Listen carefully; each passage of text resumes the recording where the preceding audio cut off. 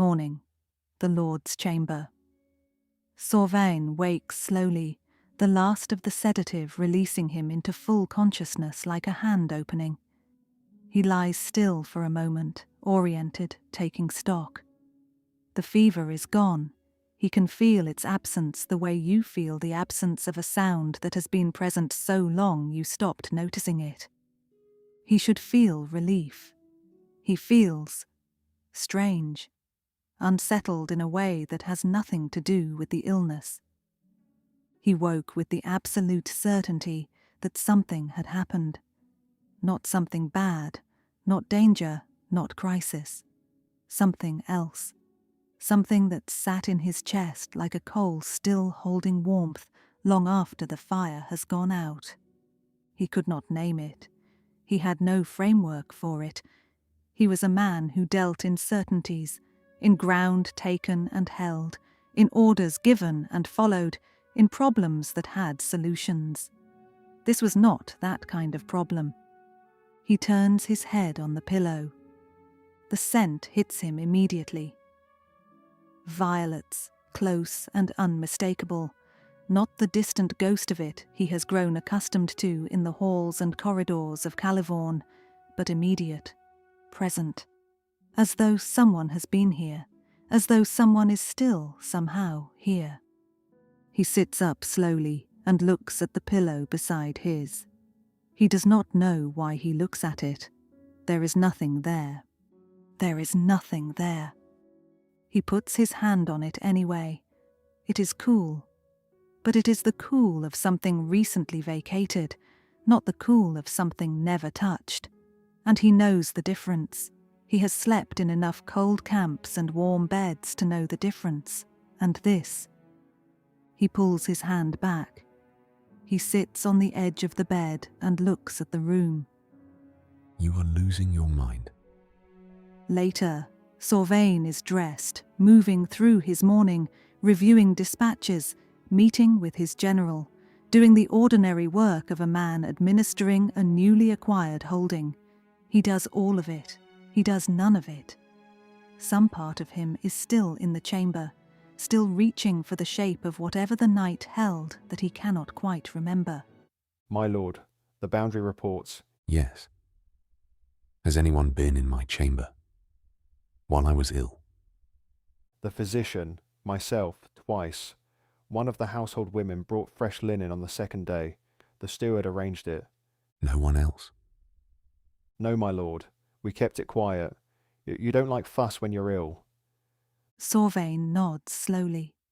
He looks out the window at the Sylvanmere spreading below. The orchards, the fields, the private garden gate almost invisible in the wall of the east wing. My lord, are you certain you're recovered? You look. I'm fine. The boundary reports. He is not fine. He does not say this. The general watches him for a moment with the quiet concern of a man who has ridden into battle beside someone for 15 years and knows every register of their silences. He says nothing. He hands over the reports. Sorvane reads them. He reads every word. He retains almost none of it. He keeps thinking about the scent of violets on his pillow. He keeps thinking about the feeling, vague and warm and entirely without explanation, of not being alone in the dark. Afternoon. Sorvane's chamber. He has come back alone on the pretext of reviewing maps. The maps are on the table, untouched. He is standing at the window. He has been standing at the window for some time. He turns from the window and goes to the table by the bed. His things, travelling case, correspondence, the small collection of objects that follow him from campaign to campaign. He opens the travelling case without knowing what he is looking for.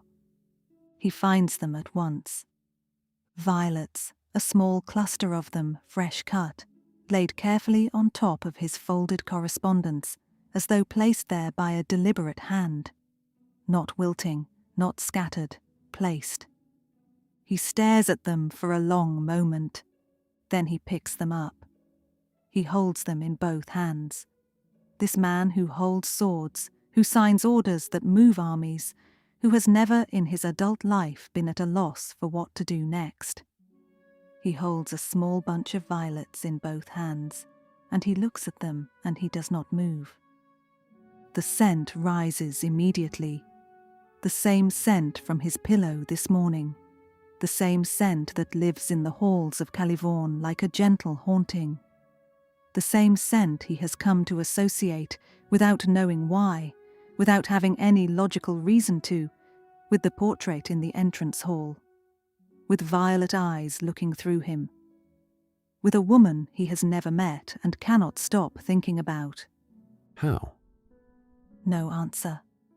The room holds its breath the way rooms do in old castles, as though the walls themselves are listening.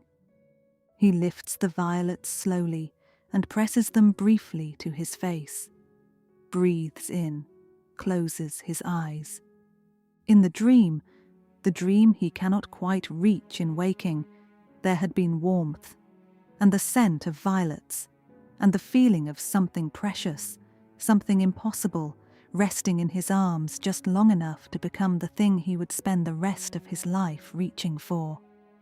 I don't understand what is happening to me. The hidden passage. Behind the panel of carved woodwork that runs along the upper section of the Lord's chamber wall, Lirenne. She has been there since before he came back to the room. She did not mean to stay when he returned. She had been here earlier, checking the passage, telling herself practical things about maintenance and security. She had heard his footsteps on the stairs and gone still, and then somehow the moment to leave had passed, and now she is here, and he is there, and he is holding the violets she left. She had not meant for him to find them so soon. She had not, if she is honest, and she is trying very hard not to be honest about this. She had not fully thought through why she left them at all. Only that she had been in his room in the night, and he had held her without knowing it, and she had needed to leave something. Some proof that she was real. Some small true thing in the midst of all the necessary deception. She watches him hold them. She watches him press them to his face. Her hand comes up slowly and covers her mouth. I don't understand what is happening to me. I know. I know exactly what is happening to you, because it is happening to me. Below, Sorvane opens his eyes. He looks at the violets in his hands for one more long moment. Then he sets them down on the table with the same careful deliberateness he used to receive a child's gift of clover, as though they are something that deserves to be treated gently. He goes back to his maps. He does not look at the violets again. He thinks about them for the rest of the day. In the passage above, Lirenne does not move for a long time after he leaves the room. She sits with her back against the stone, and her hand still pressed to her mouth, and the scent of violets rising faintly through the gap in the carved panel. Her scent, her mother's scent, the scent of everything she is and everything she cannot tell him. Two people, one castle, a wall between them thin enough to hear a heartbeat through, thick enough to hold an entire world of secrets. He was falling in love with a ghost. She was falling in love with the man who had come to take her home. And the wall between them was the only thing either of them had left.